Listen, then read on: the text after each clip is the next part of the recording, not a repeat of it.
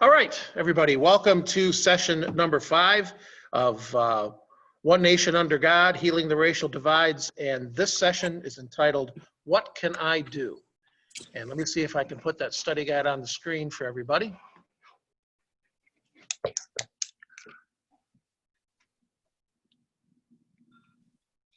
Maybe.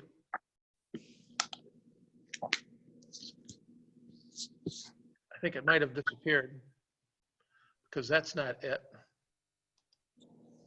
All right, give me a moment here. Next page. What was that? I said next page. Next.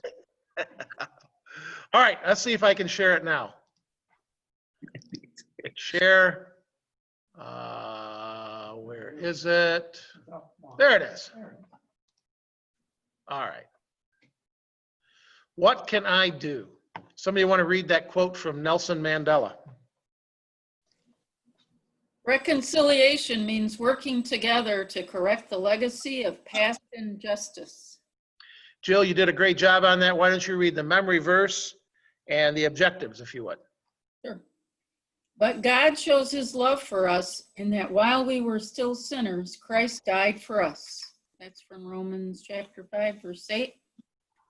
The objectives in this session, we will analyze the Black Lives Matter movement to see what is working, what is not, and why, and search Jesus' high priestly prayer to learn the distinct benefit Christians can bring to the problem of the racial divide.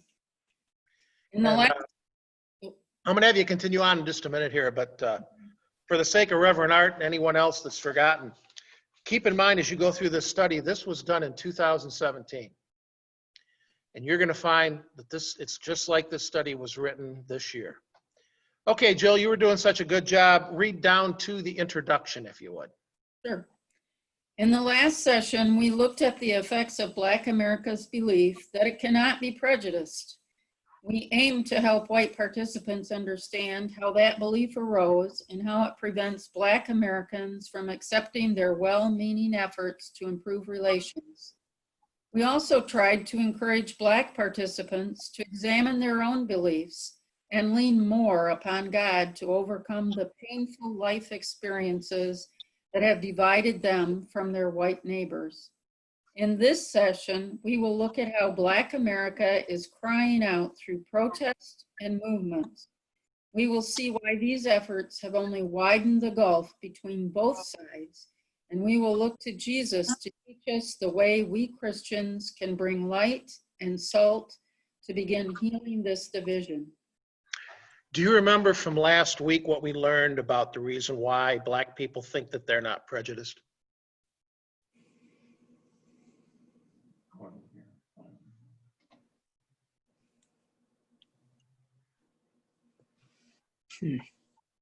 They feel that, and he listed a variety of reasons.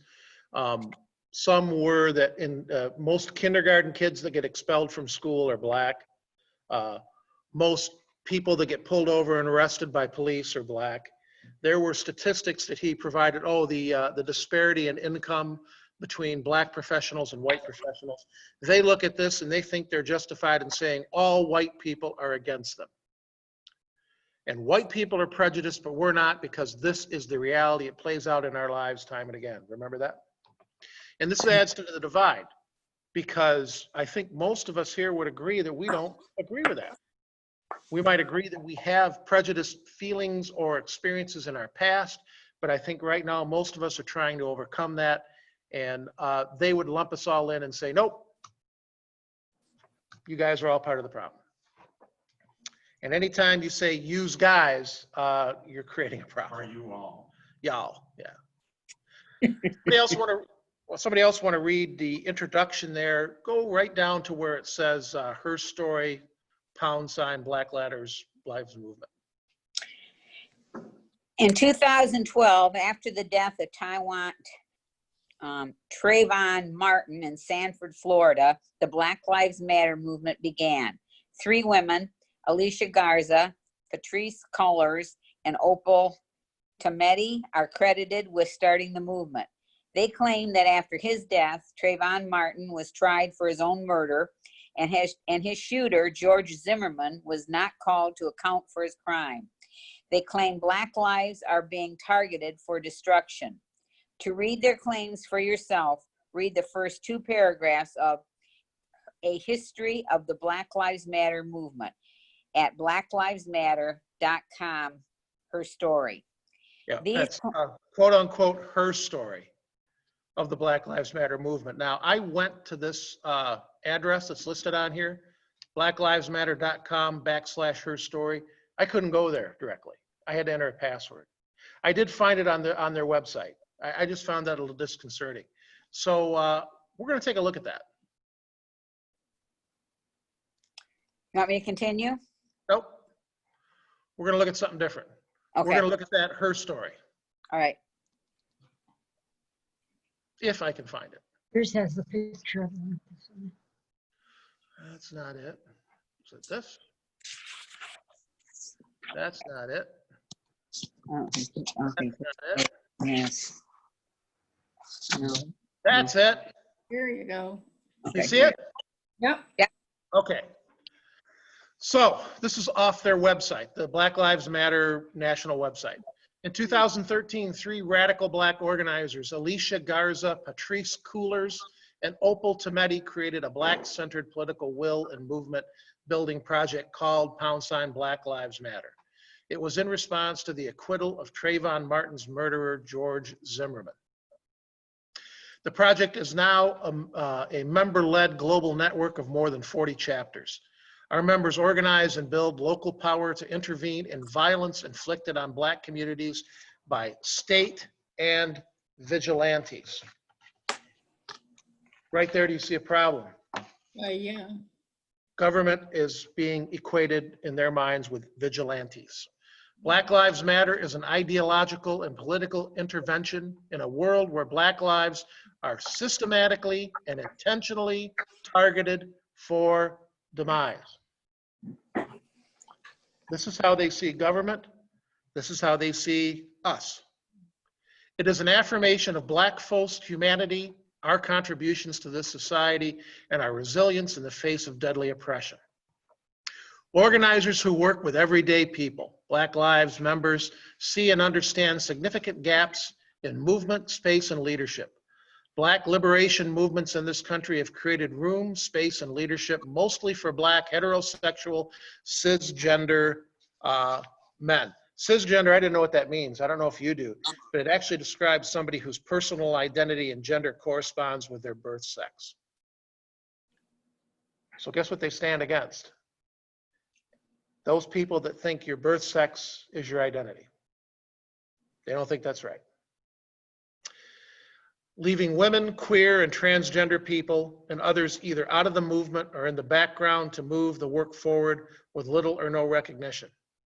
As a network, we have always recognized the need to center the relationship of women and queer and trans people, to maximize our movement muscle and to be intentional about not replacing harmful practices that excluded so many in the past movements for liberation. We made a commitment to placing those at the margins closer to the center. Now, please know, I'm reading this. I do believe in the part of the movement that says Black Lives Matter, and that a Black person wants me to affirm your life matters as a Black person. I have no problem with that. I'm bringing this to you because as the church, you need to know what the Black Lives Movement stands for. And if any of us as individuals or the church affiliate ourselves with this movement, you are saying you agree with these things. So, as Black Lives Matter developed through 2013 and 2014, we utilized it as a platform and organizing tool. Other groups, organizations, and individuals used it to amplify anti-Black racism across the country in all the ways it showed up.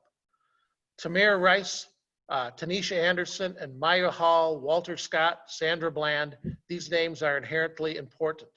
The space that Black Lives Matter held and continues to hold helped propel the conversation around the state-sanctioned violence they experienced.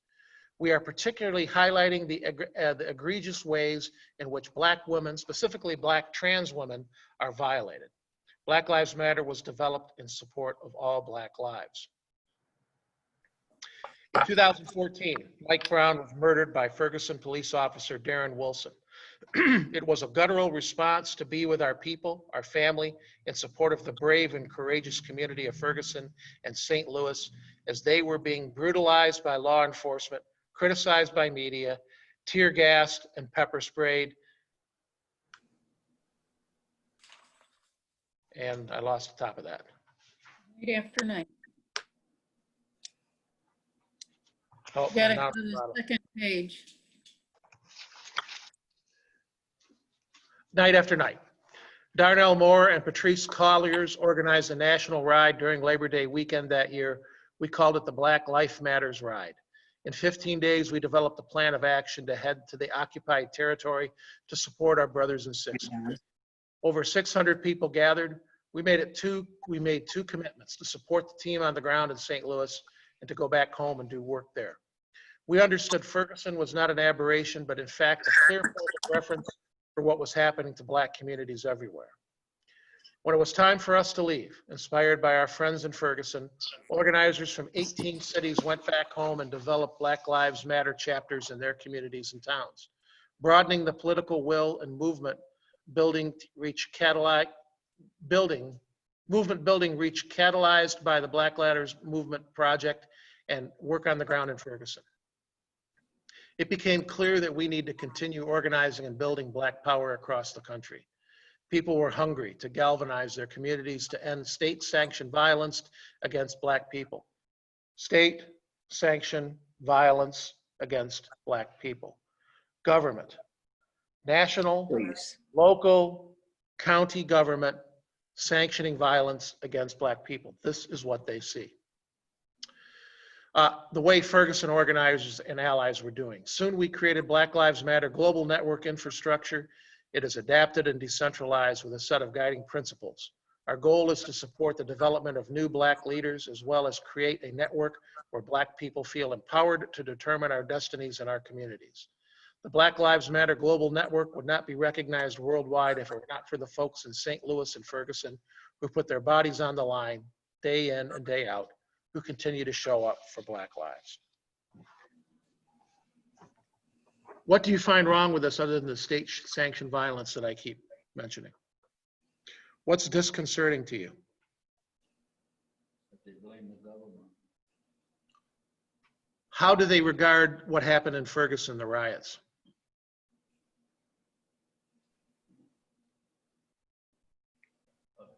Horrible thing, evolution. Can't hear him. Ron said a horrible thing.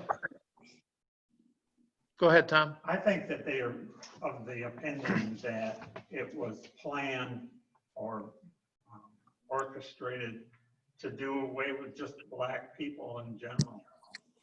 I mean, that it was specifically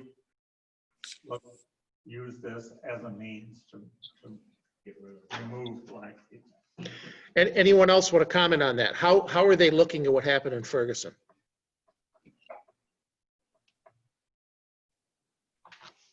Actually, they were looking at that for a rallying point.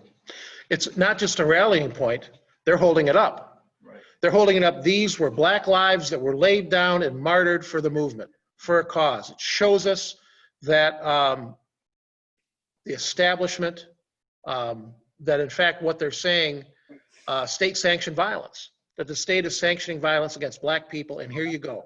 Here's an example of it, and everybody that was there was putting their life on the line as a demonstration to show what happened. So it's a rallying point, and for them it's a positive thing. People are finally standing up against what's happening. Is that how you remember Ferguson? No. Oh. No. And I don't know if you guys at home, you'll be able to hear this, but you won't be able to see it. I tried a couple times to get it to go over the Zoom, and I don't think it will, but at least you can listen, okay? Sorry. Or So, show your TV that's behind you. yeah, I'll try. I don't know how well it'll come in. But that young man was not totally innocent. Hang on. Can you guys hear this? Could you guys hear that well? Not very well. No. I'm old, I don't hear that well. I'll see if I can turn it up. You may have to turn your volume up. I don't know if I can turn it up anymore. I can hear it.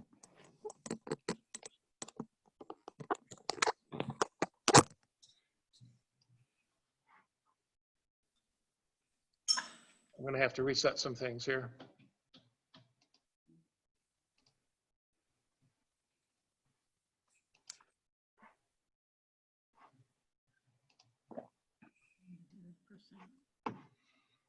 Oh, shoot.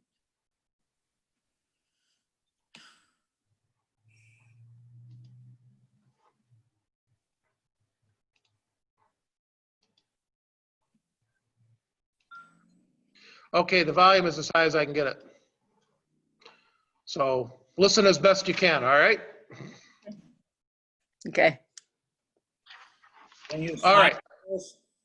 The riots in Ferguson, Missouri in 2017. This is a video about the riots and the police shooting that sparked it.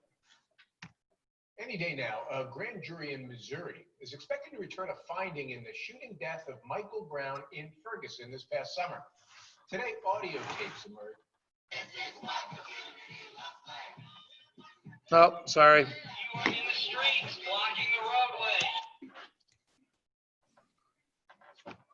We'll get through this eventually. Nope. There Come it on. is. Come on.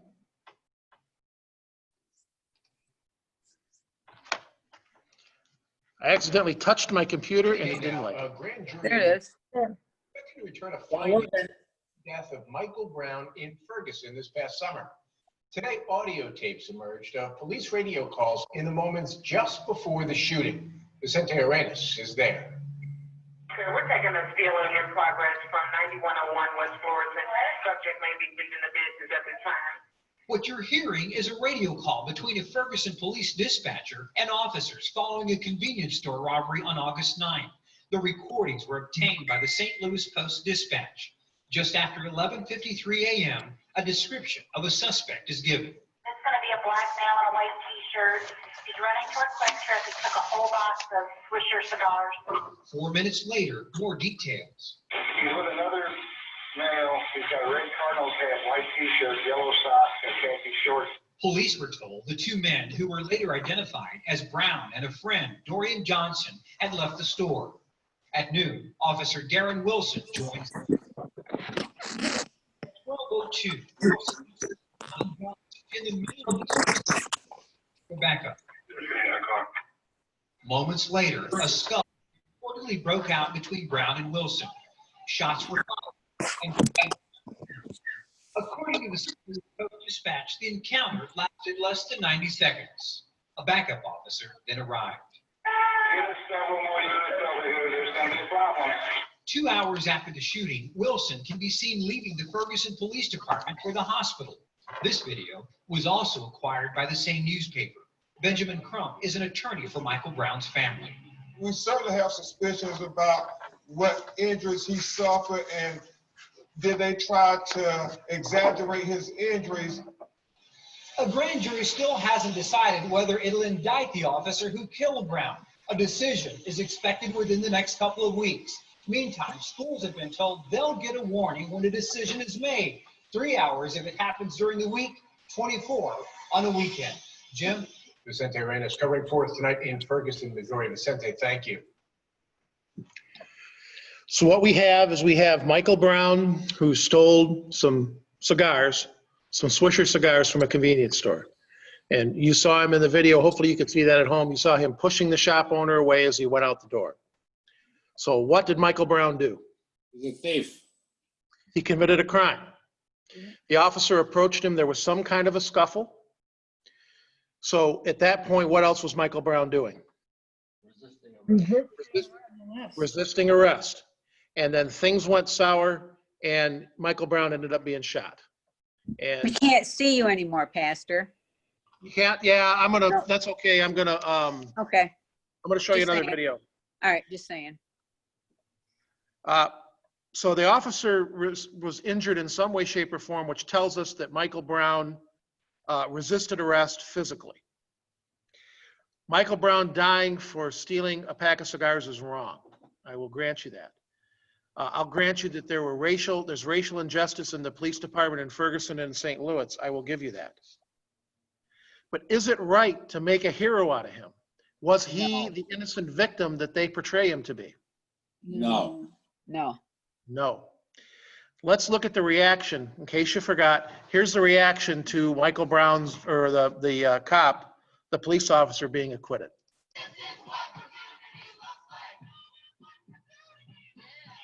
Streets blocking the roadway. You are unlawfully assembled. You need to disperse immediately or you will be subject That's wrong. The McDonald's, the window was broken into again. We saw a couple other stores broken into and looted. Tear gas has been thrown, water bottles we witnessed being thrown at police.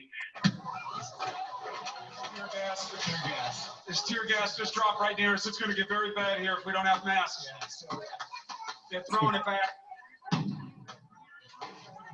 There are a lot of beanbags being shown and tear gas. What you're looking at is the aftermath of the grand jury deciding not to indict Officer Wilson. That's one police cruiser that is fully engulfed right now. And then if you just turn to your right, our photographer site, Dimas, is going to get you the other cruiser. That one is almost finished burning. It was mayhem. We saw these buildings catch on fire. This was a beauty supply store. And we watched it just burn to the ground. The auto zone is on fire. This is the third building within 2 blocks, and it is, destroyed. The building is basically collapsed. You can hear the explosions going on inside there from whatever is inside, whether it's, sorry, I just got hit by a rock. I've been hit with much worse in my day. You're seeing the Title Max just up the street, right across, and that's another fire. And you're hearing the explosions from inside of some of those places. Just to give you context, I don't want you to give you the sense that the entire city of Ferguson, that there's chaos, lots of areas are calm, people are inside, and that is really what we have been witnessing. Tear gas this time, just smoke. But you see another building here now on fire. To look over to my left to see some others that have been looted. This is the New York Grill, another business here. They've broken into. Right now, I'm standing outside the McDonald's and people are throwing stuff at me right now. People are throwing stuff at me right now. It's that kind of scene out here right now. Police still using tear gas, still moving through the area. It's heartbreaking. The Brown family, the governor, the president, all speaking about nonviolence and about peace.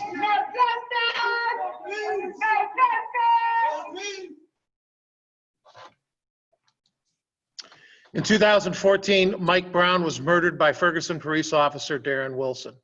It was a guttural response to be with our people, our family, in support of the brave and courageous community of Ferguson and St. Louis as they were being brutalized by law enforcement, criticized by media, tear gas, and pepper sprayed.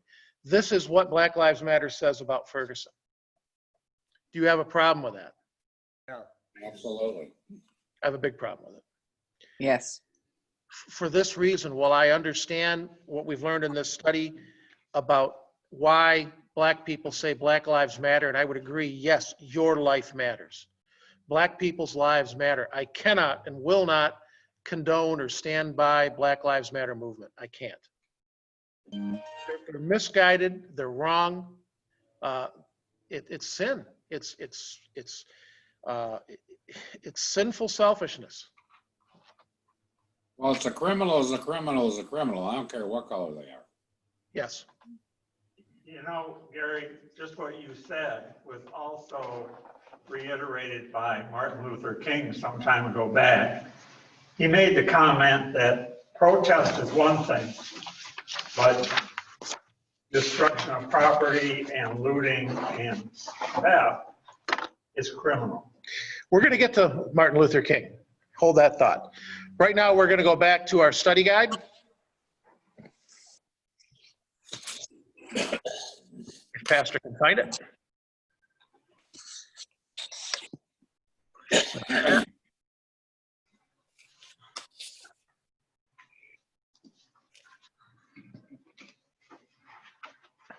It's not that.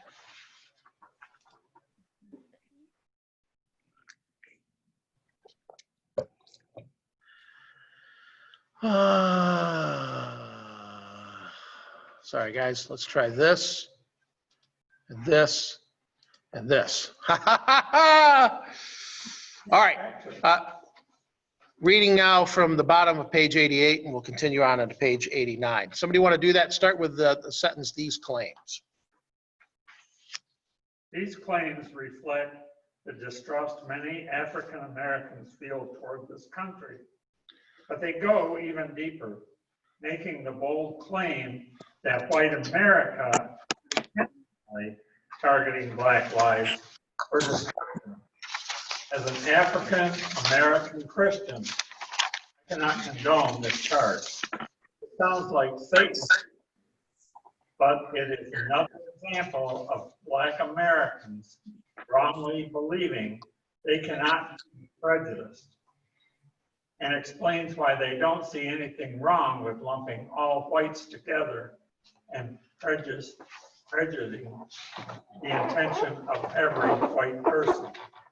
White America hears the harsh accusation and is baffled, if not aggravated by it. It will admit that there may be a small minority of whites who wish for the destruction of Black lives, maybe even a handful of police officers.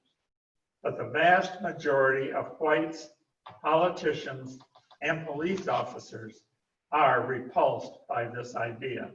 Do you agree with that statement? Yes. I think one of the most enlightening things that he mentions here is what you're hearing from Black Lives Matter movement is Satan's slander. And the racial divide grows yet again. And once again, this could be written this month. Somebody want to continue reading with the "but I ask, can white America understand"? Maybe somebody in Zoom land.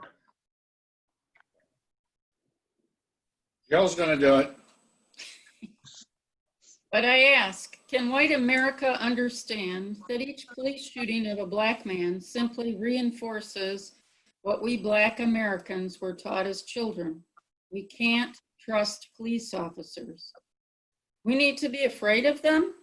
Like I said before, on the rare occasion when a law enforcement officer pulls me over, my heart races. I am on edge, not knowing how this whole thing will turn out.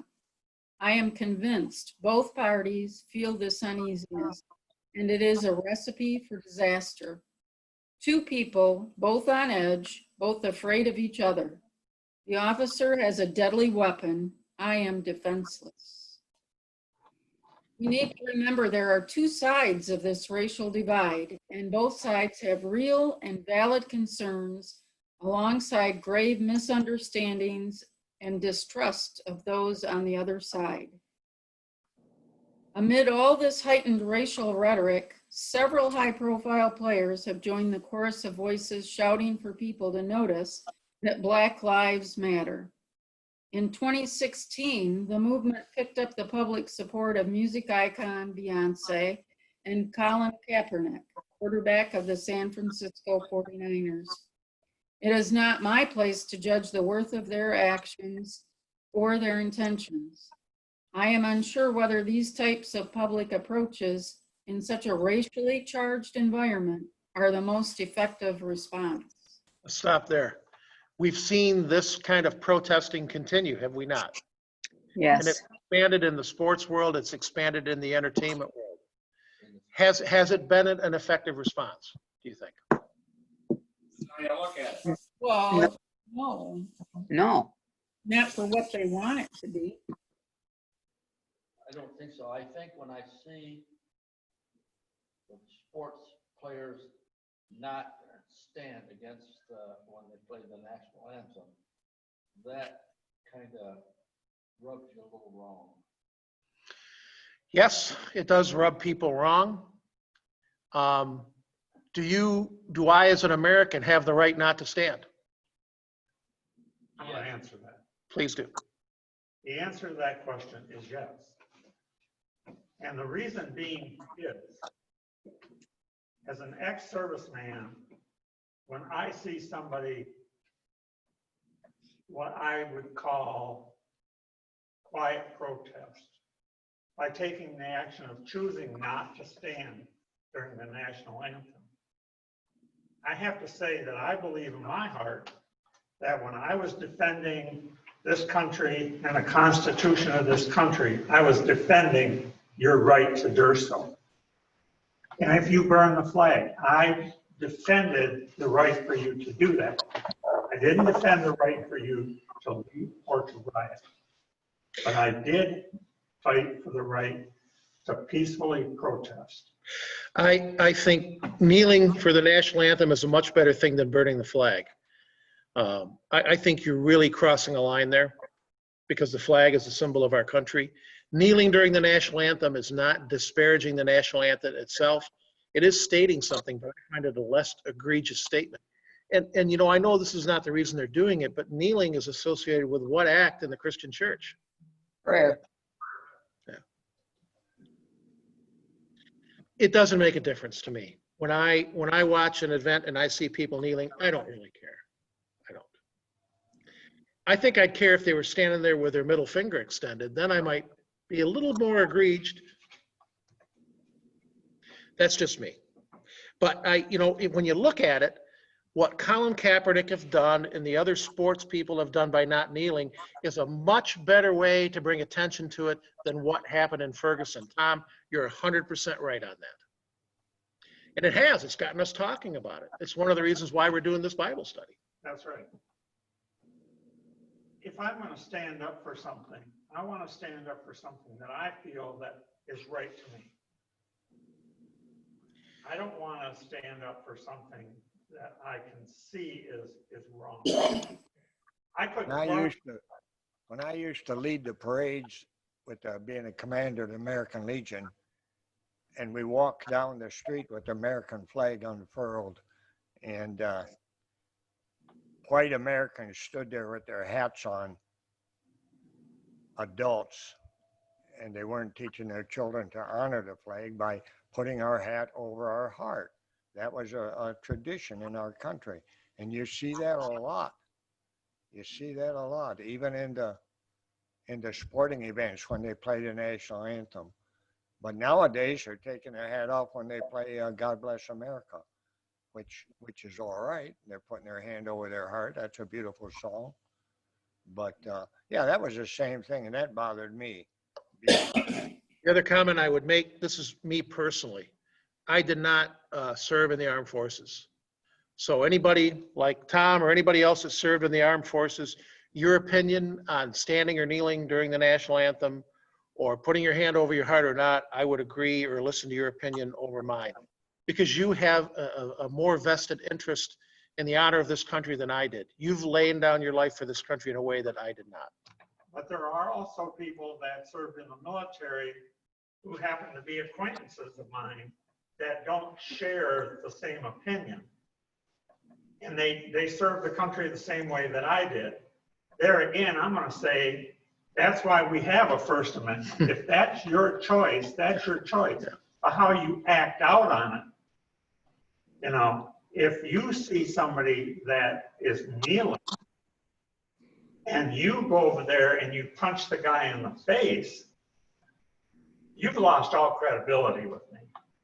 And don't support, and I'm not going to support it by saying, I fought for this country. Well, you just gave your credibility out. It just went out the window. That's just me. I think the way that I look at it, you know, you're talking about Beyonce and Kaepernick, a quarterback. They both have all kinds of money. So go ahead and kneel, but do something with all that money you have. We got a rapper that just a few weeks ago took all kinds of money and put it in towards special education for the black kids and stuff. You're making a ton more money than all these people that have nothing, that are, you know, the ones that are being abused or whatever. So put your money out and, you know, go ahead and kneel, but do something. That's the way I look at it. I think Kaepernick has done things. I don't know it for sure, but I think he has given. to charities. But you're right, that rapper, that's 100% right. Instead of demanding that the government do something, you do something. The whole teams, black and white, now are kneeling, and that shows unity and lack of discrimination. We're starting to come together, so that's a good thing. Yeah. If they want to kneel, I'm like you. I when I think about kneeling, I think about praying. And, it's better, like you say, than kneeling on the flag or stepping on the flag. Laying down, The flag, walking away, yeah. putting your hand over your ears. There's a Yeah. lot more egregious ways Or don't walk that you out can to do the it. field. Yeah. Well, a lot of times That's, when they play that's the being a national petulant kindergartner there. when they play the national anthem at the ball games, you see the ball players looking around, chewing and spitting, and they're kind of, oh, this happens every day. Yeah, it's that. But I think also too, the game's getting ready to start, Oh yeah, and your tension is high, the adrenaline's pumping, and some of that is nervous energy. Plus, yeah, I mean, it's every single day. A regular baseball season, they're playing 160 some games. They've heard this every single day. So to expect them to be still the whole time. their nervous system's right at its top, and they're jumping up and down, ready to go. They're keyed. Yes, they're key. Especially football players. I mean, they wind those guys up on purpose. Their adrenaline's pumping. They're ready to go and kill somebody, knock somebody down. Is there anybody else in the group that served in the armed forces besides me? Reverend Art. What? Art. What do you say? You served in the armed forces, Art, right? Yes, Air Force, 8 years, 4 active, 4 reserves. Went to North Africa, served on a bomber base, got shot at, dug holes, defended the base. Yeah. Tom has a question for you. Go ahead. Yeah. Art, you remember standing for retreat at 5 o'clock in the afternoon while they were playing the national anthem? That's right. If you were any place on post, no matter where you were, you had to stop. You had to stop and get out of your car if you were in a car. Thank you. And you had, if you couldn't see a flag, you had to turn toward where you thought the music was coming from. Yeah. I have everybody knew where the base flag was, headquarters company, and so you turned that direction. It was 2 minutes to 5. They were running to get in someplace. But I have to say, for me personally, that particular incident in a given day will bring me to tears. Yeah. For no matter what reason. I could stand there and I would be. Anytime I hear it, what little hair I have is on the back of my neck and it stands up. It just does. It does something to us that have served. It's just anytime you hear reveille or retreat, or especially Did you tap. feel? Can you identify what they're saying? No.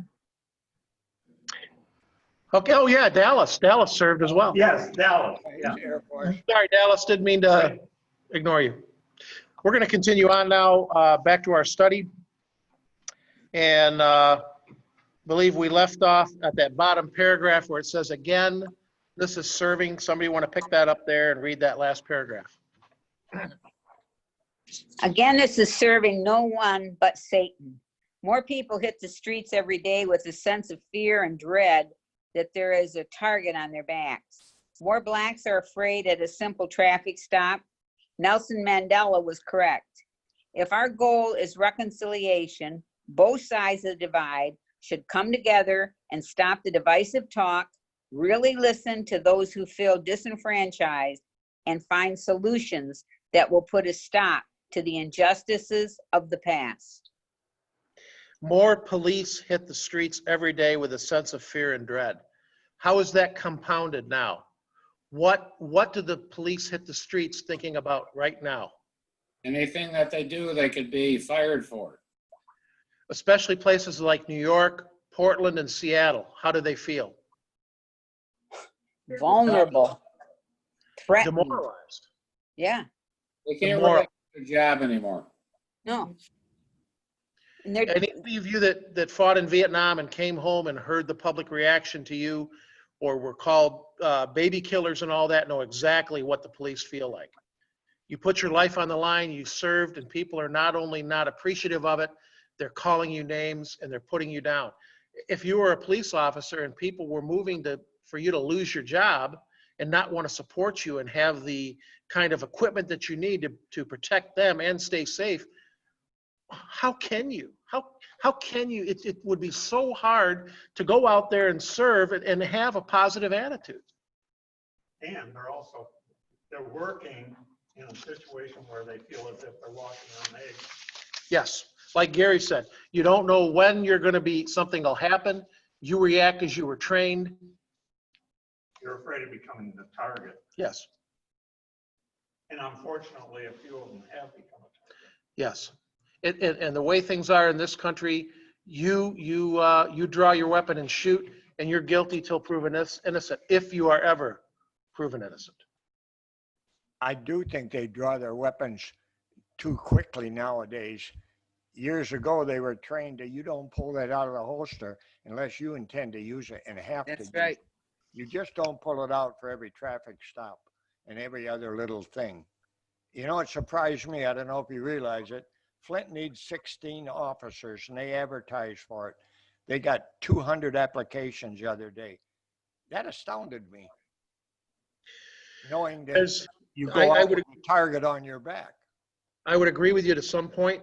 But back in the day now, the likelihood of somebody you pull over or encounter having a weapon is far greater. These men have families. They want to go home to them. That's right. I'm afraid to go down So around. I'm very hesitant to comment on police acting too quickly to pull weapons and do things. I've never been there, but I can only imagine what it's like to approach a car now. And like what Gary said, especially knowing that whatever you do is going to be raked through the coals, right or wrong. Oh, yeah. Yeah.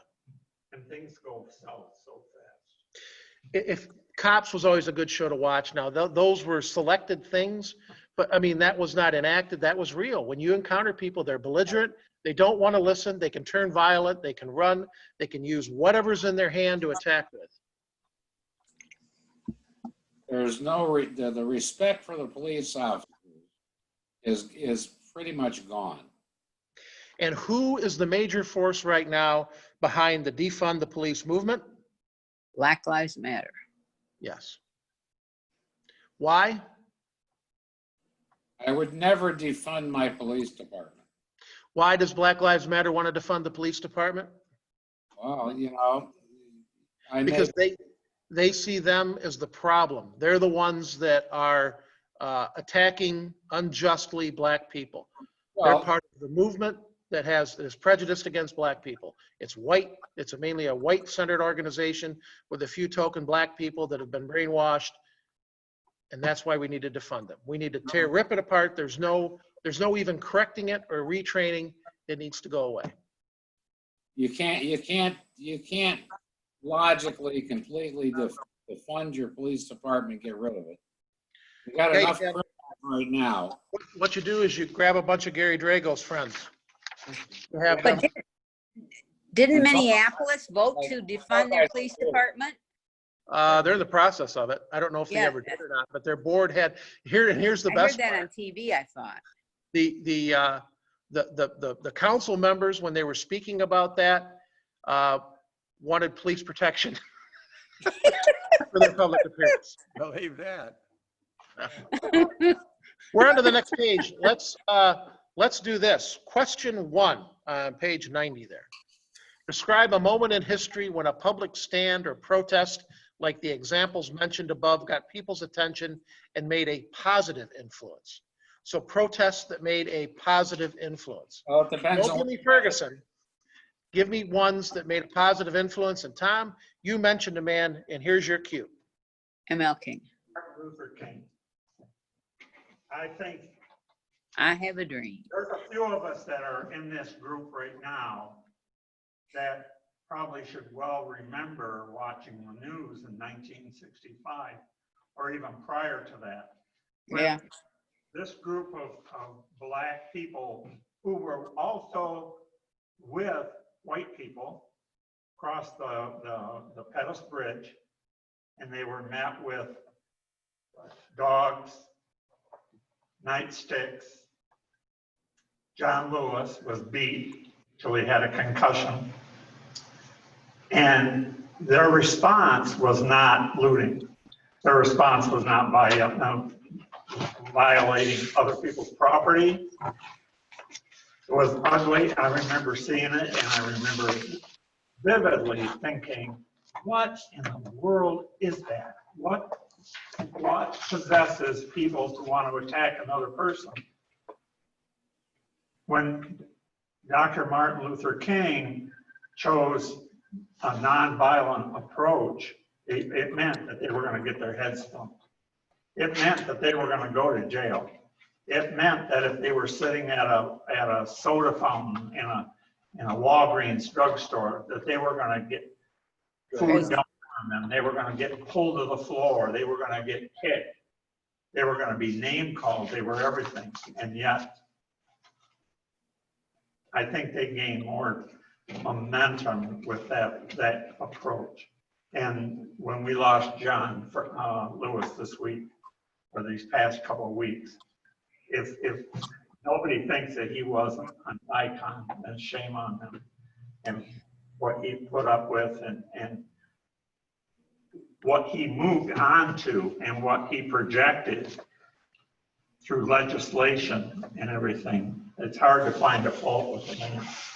This is a quote from Martin Luther King. In spite of temporary victories, violence never brings a permanent peace. We adopt the means of nonviolence because our end is a community at peace with itself. We will try to persuade with our words, but if our words fail, we will try to persuade with our acts, meaning nonviolent acts. Why doesn't Black Lives Matter lift up Martin Luther King instead of Ferguson? Because it's not loud, it's not forceful, it's not in your face. Because Martin Luther King was a man of God, and these people are not. Well, it said in the introduction that those three women were radical organizers. That tells you the basis for that organization. But how accepted now is Black Lives Matter in society? I mean, on my Pandora channel, which is a music app, it's flashing on there all the time. A thing for Black Lives Matter support, click here. How many other places do you guys see Black Lives Matter support things coming up? Yahoo, Facebook, just baseball. I mean, they're putting things on the pitcher's mound, for the Black Lives Matter, the logo and basketball. I won't even watch it on TV. I just turn it off. I don't think everyone understands Black Lives Matters and what they Nope. do. Nope, No, they they don't. do not. They do not. I think it's equality. Let's look at something else in this. It was one of the handouts I gave you. So, Pastor, can I say something that I can remember ML King, and that is the movement that they did in Washington, D.C., when all those people gathered and he did that I Have a Dream speech. To me, that really touched me. I was a teenager then, and to me, that's probably the most greatest example that I can think of as a public kind of protest that was not violent and yet really got the message out in no uncertain circumstances. So that's all. Tom? And even with that, when you listen to the I Have a Dream speech, and here he is standing in front of the Lincoln Memorial with 500,000 people in front of him, or even the actions that were happening at the bridge when they were beaten, a lot of people, and I'm going to say a lot of white people, found that frightening. They were people that were afraid of those speeches or the actions of people. It was really accepted as a good thing at the time. I think it took a while for it to start. Let's look at this article that I sent you called 5 Peaceful Protests That Led to Social and Political Changes. This quote from Gandhi: "Nonviolence is an intensely active force when properly understood and used. Peaceful stances against unequal civil rights have been successful throughout history, and nonviolent movements can lead to meaningful, systematic change. Reflecting back on several landmark moments can act as a guide for action in these tumultuous times to gain equality for all lives in society. Here are 5 peaceful protests which led to positive social and political changes." Somebody want to read this first one under the Salt March? During the transition between the wet and dry seasons in 1930, Mohandas Gandhi led a peaceful protest against Britain's imposed laws dictating no Indian could collect or sell salt in the country. Followed by dozens, Gandhi walked over 240 miles, leading protesters to the Arabian Sea to pick up small handfuls of salt out of the muddy water of the sea. 17 years later, after this peaceful yet defiant act, India gained independence from Britain. Then this quote from Gandhi: "Oh, that's the same one. Sorry. Somebody else want to read the paragraph under or next to the picture that says Suffering Parade?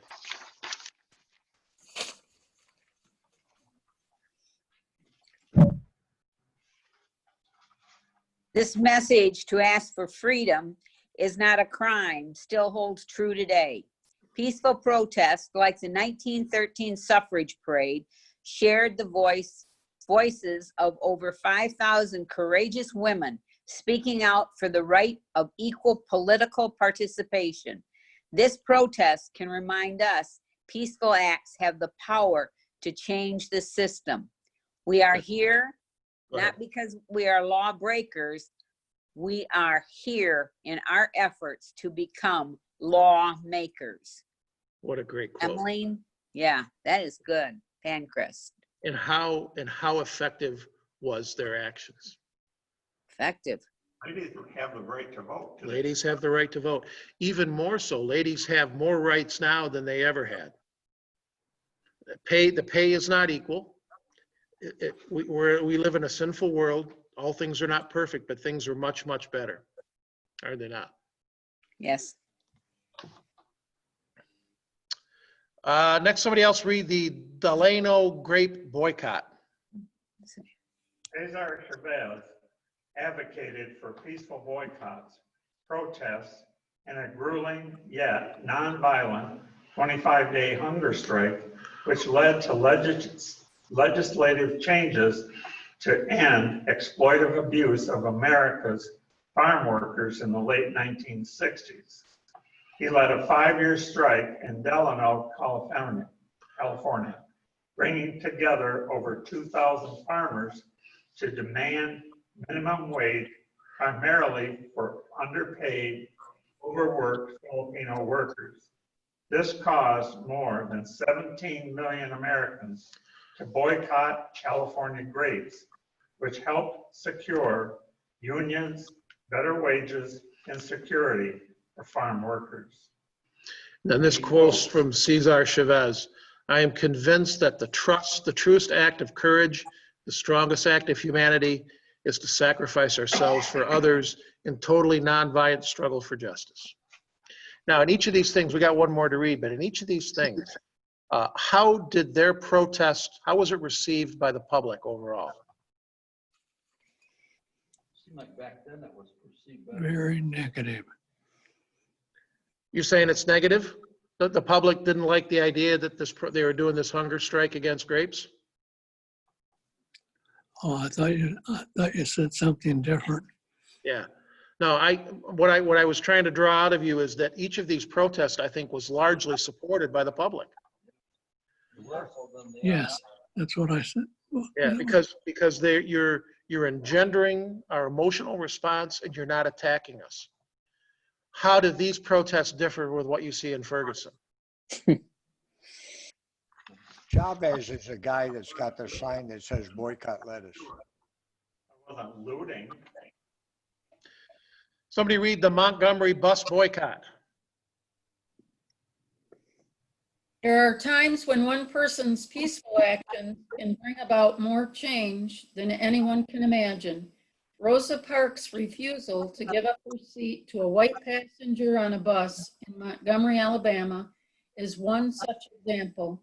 Her defiant act symbolized greater civil rights, spreading the message that all people deserve equal seats. The U.S. Supreme Court ruled a year later, in 1956, segregation on public buses unconstitutional. People always say that I didn't give up my seat because I was tired, but that isn't true. I was not tired physically, or no more tired than I usually was at the end of a working day. I was not old, although some people have an image of me as being old then. I was 42. The only tired I was tired of giving in. And finally, this is one I never heard about, but this is awesome. It's called the Singing Revolution. The Italian Song Festival grounds where the Singing Revolution took place still brings people together for music and change. Music and social activism have long been partners in nonviolent crime. During the Singing Revolution, Estonia literally sang its way out of the rule under the Soviet Union. In 1988, more than 100,000 Estonians gathered for 5 nights to protest Soviet rule. This was known as the Singing Revolution. For Estonians, music and singing acted as a way to preserve culture, while the small but fierce country held its own during invasion from Germany, Sweden, Denmark, and others.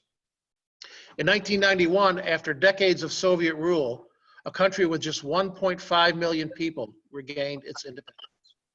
And here's the lyrics from one of those songs: "Land of my fathers, land that I love, I've given my heart to her. I sing to you my supreme happiness, my flourishing Estonia." To go up against the Soviet Union, who were not exactly known as kind people, you know, when you're doing nonviolent things, it's hard to turn violent against somebody. It's not impossible, but it's a lot harder. And I would, you know, in just reading this, I would say what Colin Kaepernick or others are doing is more in line with this than anything. I think he's more in line with what Rosa Parks said. Everybody said that she was tired. Yeah, she was tired already. She was tired of giving in. And one of the things is that each one of these people that are represented, or this country that is represented, we as white people have to look at some of these people like Rosa Parks. Some of the freedoms that we have today, we're standing on that lady's shoulders. Not just black people. There's a lot, again, like John Lewis. If it's freedom for, if we gain freedom for we can't have freedom for everyone if there isn't freedom for all, or something to that effect. As long as one person is being held out, do we have total freedom? No, but we're, like you say, we're a whole lot closer than we used to be. Like with your, This country is not perfect, and it never will be. No. But still, and I have a ton of loyalty to this country. I am so thankful to be born here in the United States. There's no other country I would rather live in. And in just the way the culture is turned, we pick on all the injustices and infractions and all the problems in this world because people have grown up with this idea that this should be a perfect world. And you know what? It never will be. I told my kids time and again, life is not fair. Don't think that life is fair. It's not. And then, of course, what they really didn't want to hear is if life was fair, God would condemn us all to hell, because that's what we deserve. That's justice and that's fairness. But Christ came and died for us. So be thankful that life is not fair and that God doesn't give us our just desserts. Be thankful that he's a loving, merciful God, and he still is. This world's a hellhole. It sucks. And on the other hand, though, it is a gift. We're given many good things, but we never want to think that we're going to preserve this world and turn it into something perfect, because you're not. Our main goal as Christians is not to preserve the status quo in this world. It's to save souls out of this world so we can plant them with us in a world that truly will be fair and righteous and just. That's what we need to do. There you go. There's a little mini sermon. Let's continue on here. We have a few minutes. We're going to turn to Scripture, which is a great place to go in a Bible study, is it not? Let's turn to Scripture, and we're going to look at John 17. And somebody want to read that paragraph and then the bullet points? Actually, read all the way down to the background of the text, that whole thing that's on the screen right there. Somebody want to tackle that?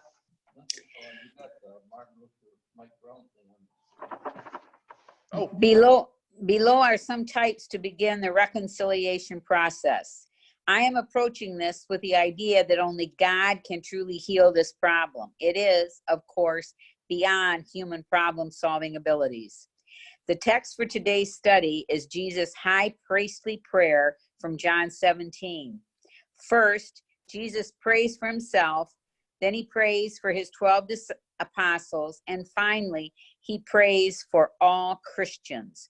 This touches the racial division in our culture in the sense that the church can be God's instrument to touch lives. So, in today's study, we look at the vital ways the church can impact race relations in America, one person at a time. This is a critical text in that John lays out three key relationships. One, the relationship of God the Father to his Son, Jesus Christ, verses 1 through 5. 2, the relationship of Jesus to the 12 apostles, verses 6 through 12. 3, Jesus' relationship through the apostles to the Christians. As a result of these three relationships, the Christians can make an impact in this world, verses 13 through 19. It is this Christian impact that will be our focus in this study. We look at the vital ways the church can heal this division in America, one person at a time. So he brings up a great point here. To heal this racial division, what's the first, number one, most important relationship to look at? God. God the Father to his Son, Jesus Christ. What's the second? Jesus to his 12 disciples. Yeah. We have to be in right standing with Jesus. We have to have his love and his understanding. Outside of that, you will not heal the racial divisions. All Black Lives Matter is going to do is push things further over the edge because they're not trying to solve things with the love of Christ. It's the same sinful relational love that some of it is true that they were fighting against. White people that look down on black people, it was all for us and none for you. And they're turning the tables now and doing the same thing, all for us and none for you. And that will never solve it. We're beginning to understand why they think this way, but that doesn't make it right. And he brings up another important point here, is that it's that last sentence. We look at the vital ways the church can heal this division in America. How? One person at a time. And how do we do? What are we doing to those one people at a time? What are we as the church giving them or relating to them with? Jesus. Your life matters to Jesus. Therefore, your life matters to me.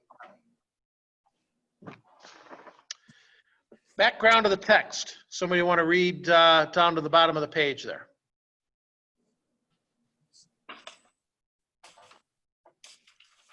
John's prayer, or Jesus' prayer in John 17, begins his agonizing road to Golgotha.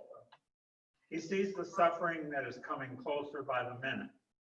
This prayer is bathed in confidence that his Father will provide the strength he needs to complete the task of redeeming the world. The image is compelling of the suffering servant, Jesus, the good shepherd who is about to lay down his life for the sheep, as he commends his disciples into his Father's protecting hand. In contrast to the Garden of Eden, where sin sneaked into the world through Satan's temptation, Jesus boldly approaches the Garden of Gethsemane. Let's stop there for a minute. Think about that. I find that just that one sentence struck me and made me stop and think. In contrast to the Garden of Eden, where sin sneaked into the world through Satan's temptation, here you have Jesus doing what? Boldly approaching the Garden of Gethsemane, knowing he was going to be arrested, knowing he was going to be tortured and unfairly tried, knowing he was going to go to the cross, but doing it boldly because he's God. And this is what he came for. And this will be victory, even though it won't look like it. Continue on with that next sentence. By his obedience. By his obedience here, mankind will be redeemed from the sin, death, and hell we inherited because of Adam and Eve's disobedience. Here, Jesus prays for those he has chosen and connected to his mission. This, his mission work, will soon pass unto them. Without his disciples' continuing work in the world, that mission will be in jeopardy. Today, the church still bringing reconciliation and peace as it carries out Jesus' mission in the world. This is the role the universal church plays in healing the racial divide. We'll stop there for a minute. In talking about and focusing on Ferguson, Black Lives Matter is forgetting the violence, but they're talking about people that gave up their lives for the movement, martyrs, basically, for the movement. As we, as the church, reach out to people with the gospel, could we become martyrs for the movement? We could. If Black Lives Matter was to see this recording and decide to storm this building with guns and knives, how are we as the church supposed to respond? Protect thy ass. We let them. Church's job is not to pick up weapons. We would call the police and ask them to come, but we as the church don't. And this is a whole different study. If somebody was coming to take something from me, I willingly let them have it. If somebody was coming to harm my wife or my grandson, I fight. Get out that again, buddy. We fight to defend those that cannot defend themselves. And just chew on that. There's a whole nother study, self-defense and violence, but that's basically what the church says. Jesus said, if somebody wants your cloak, give them your tunic too. But my point was, if we as the church give up our lives, it's totally different than what happened in Ferguson. They're being martyrs for a cause that has nothing to do with the gospel or truth. If we as the church have to give up our lives or our church or something else because we're standing according to the faith in God's word, we're gaining eternal life, not like martyrs of the Muslim countries, but just because we're standing up for the truth. You're witnessing your faith and how important your faith is. I was just going to say, martyrdom is probably one of the greatest witnesses there is. Don't witness. I don't wish that on anybody. And know that the Greek word that martyr came from meant that witness. It didn't necessarily mean to die, but it came to mean to that because those who are willing to give up their life, that was one of the greatest testimonies you could. The 11 apostles gave up their life as their witness that Christ rose again. Somebody want to continue reading the paragraph? Read all the way down to where it says the text. Start with Jesus begins.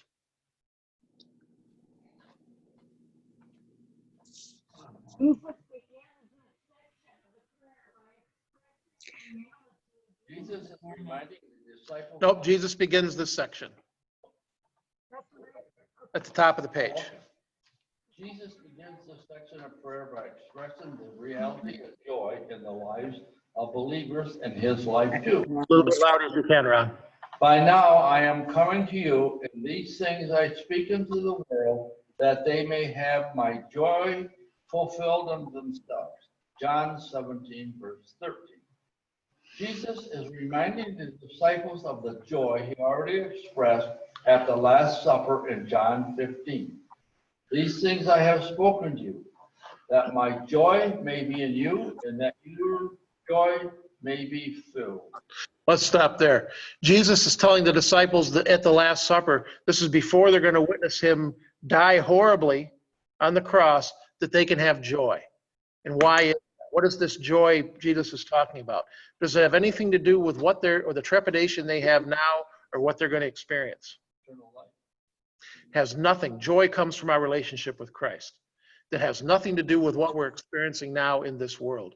So even in the midst of all this chaos and racial tension, we in the church can have joy based on our relationship with Christ, trusting that he will right all things, if not now, at the end. And the reason why he doesn't bring about justice now, the way we would like to see it, is he's merciful and gracious and wishes no one perish, but that all people be saved and come to a knowledge of the truth. Continue on again, Ron, with that Jesus has already pointed. A little bit louder if you can. Jesus had already pointed out to his followers that joy comes by an expected faith in the resurrection. Truly, truly, I say to you, you will weep and lament, but the world will rejoice. You will be sorrowful, but your sorrow will turn into joy. When a woman is giving birth, she has sorrow because her hour has come. But when she has delivered the baby, she no longer remembers the anguish for joy that a human being has been born into the world. So also you have sorrow now, but I will see you again, and your hearts will rejoice, and no one will take your joy from you. John 20, verse 20 and 22. This joy and expectation of the resurrection are important because the very next section of this prayer will lay out for believers the steel road ahead. You will not be popular in this world. Your lives, your values, your beliefs, and even your very existence will irk and annoy the world that would rather live in darkness. This is an important point. Was we as the church try to address the problems in this world as believers in Christ and to use his word and his gospel, you're not going to be popular.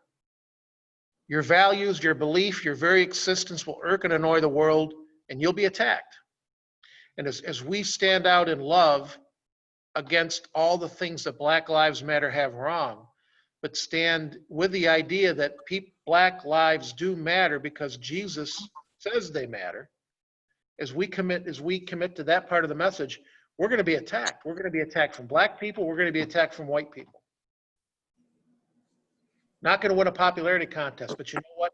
It's not just over this issue. Whenever we preach and stand by the gospel, you can expect attacks to come from Satan from all corners of the world. And you might be tired of hearing this now, but as I said, as you get closer to the end, Satan will gain control of all human institutions. And eventually, before Christ comes, all human institutions will be turned against the church. It's heading that way now. It is. It's heading that way now. And still, we won't know when the last day is. Mm-mm. And I think we'll be so caught up with what's going on now, you won't be thinking about it. And when the end comes, it won't make any difference. No. We'll see Christ and we'll rejoice. We'll be having the greatest happy dance. But know that all those people, there's going to be people that are going to want to crawl under a rock and there'll be no place to hide. There will be extreme fear when they see Jesus return. That'll be the unbelievers. Extreme fear and agony. Even before they hit the eternal lake of fire, extreme fear and agony. 8:28, I think we'll stop here and we'll continue on next time where it says the text. And that would be 8:12 next Wednesday. Any other comments that anybody wanted to make that they didn't have a chance to? I think that it's important to remember when we're discussing Black Lives Matter, I believe that there's Black Lives Matter movement, but then there's those BLM, which we're discussing. The Black Lives Matter, the Black Lives that matter to Jesus, and the Black lives that matter to us, or should matter to us. Black lives that matter to us because they matter to Jesus. Yes. Right.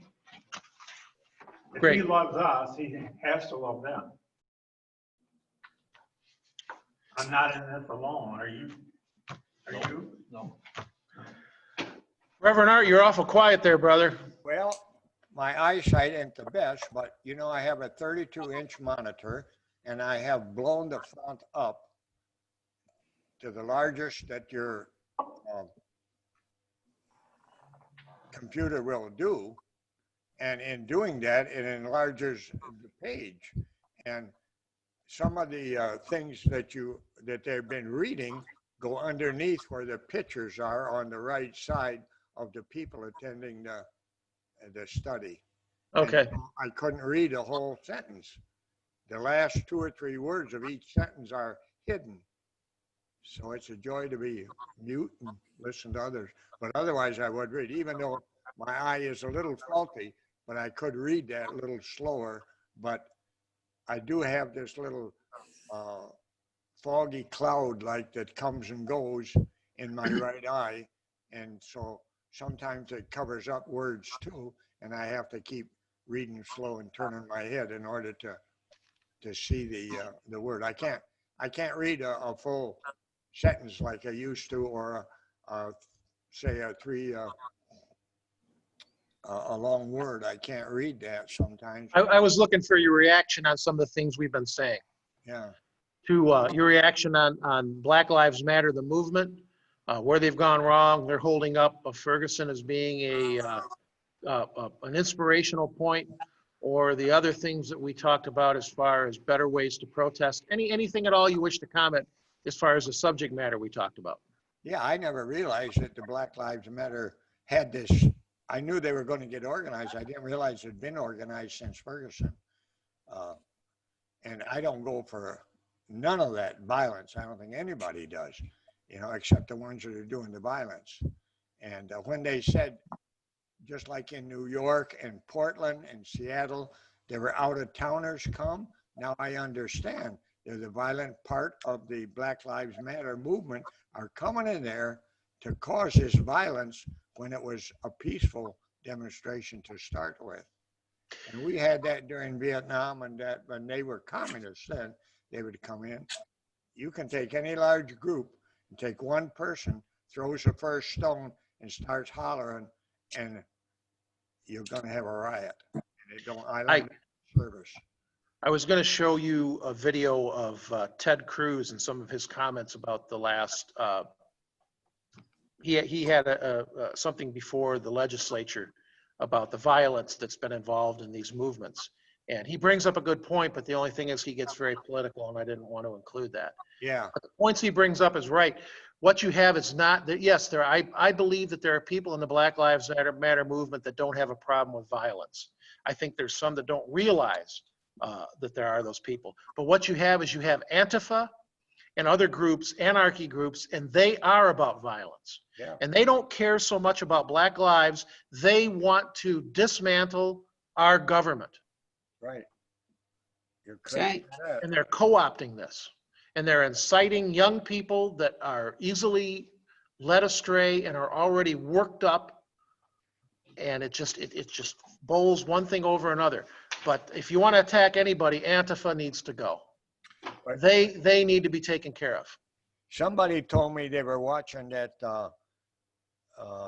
I guess it was the Portland one when it first started, and the camera focused in on a big tall man, and he had an umbrella.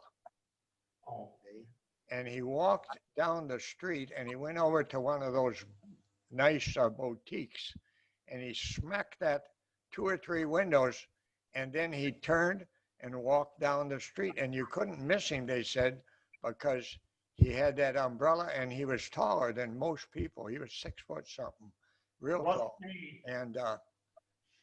And they said there he was one of the troublemakers. He wanted them to go in there and loot that store, so he broke the windows out and walked away to the next one. I'm not sure what city that was in. It might have been down in Anaheim or where they were that one street in California. But yeah, we've got those, and Well, that's the devil in there working at it, you know. And to allow this thing to happen, to let the police back off and not try to stop this, even though it's gonna take violence to stop. It is.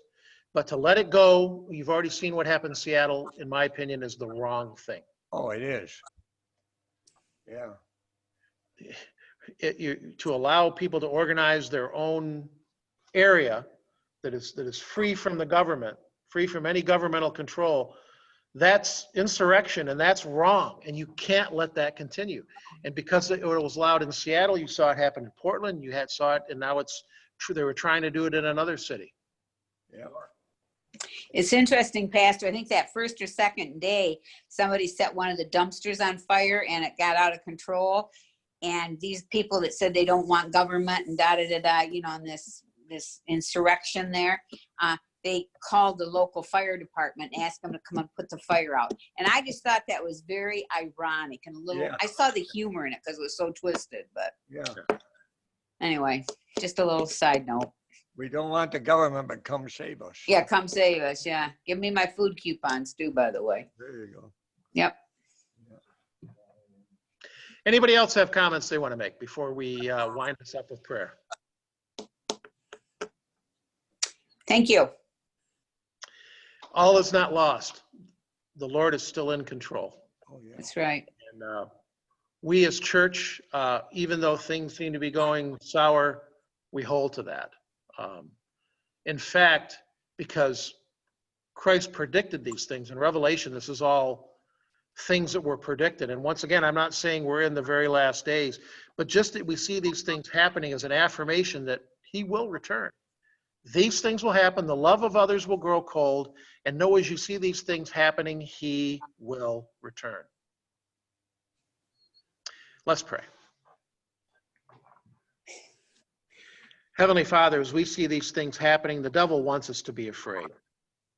In fact, some of these groups, that's what they're keying on, is our fear. Help us.